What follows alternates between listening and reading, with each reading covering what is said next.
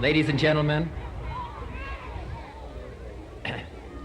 I'm only going to talk to you just for a minute or so this evening because I have some very sad news for all of you, and I think sad news for all of our fellow citizens and people who love peace all over the world.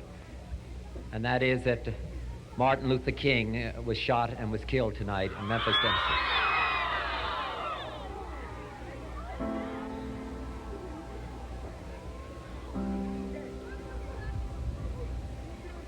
Martin Luther King dedicated his life to love and to justice between fellow human beings. He died in the cause of that effort. In this difficult day, in this difficult time for the United States, it's perhaps well to ask what kind of a nation we are and what direction we want to move in. For those of you who are black, considering the evidence evidently is that there were white people who were responsible, you can be filled with bitterness and with hatred and a desire for revenge. We can move in that direction as a country, in greater polarization, black people amongst blacks and white amongst whites, filled with hatred toward one another.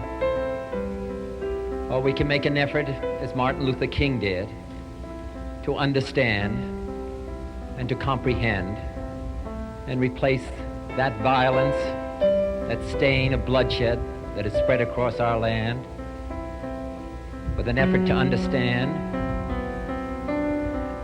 compassion, and love. For those of you who are black and are tempted to be filled with hatred and mistrust of the injustice of such an act against all white people, I would only say that I can also feel in my own heart the same kind of feeling. I had a member of my family killed, but he was killed by a white man. But we have to make an effort in the United States.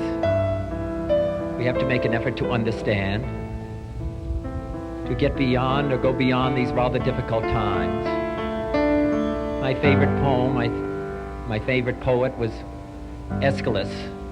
And he once wrote, "Even in our sleep, pain which cannot forget falls drop by drop upon the heart, until in our own despair, against our will, comes wisdom through the awful grace of God."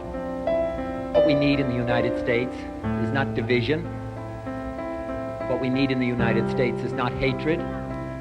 What we need in the United States is not violence and lawlessness, but is love and wisdom and compassion toward one another, and a feeling of justice toward those who still suffer within our country, whether they be white or whether they be black.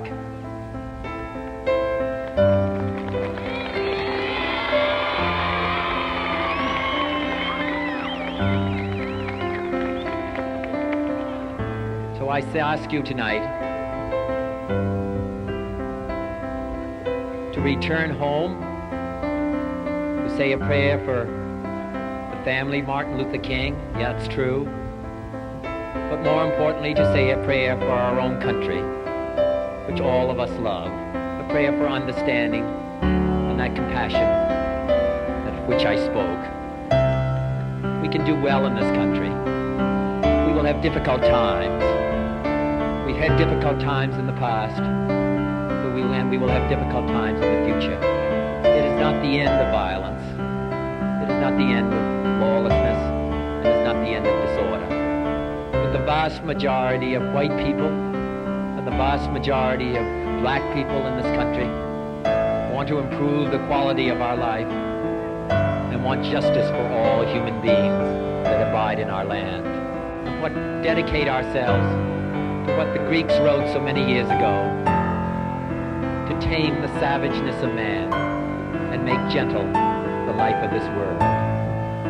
Let us dedicate ourselves to that and say a prayer for our country and for our people.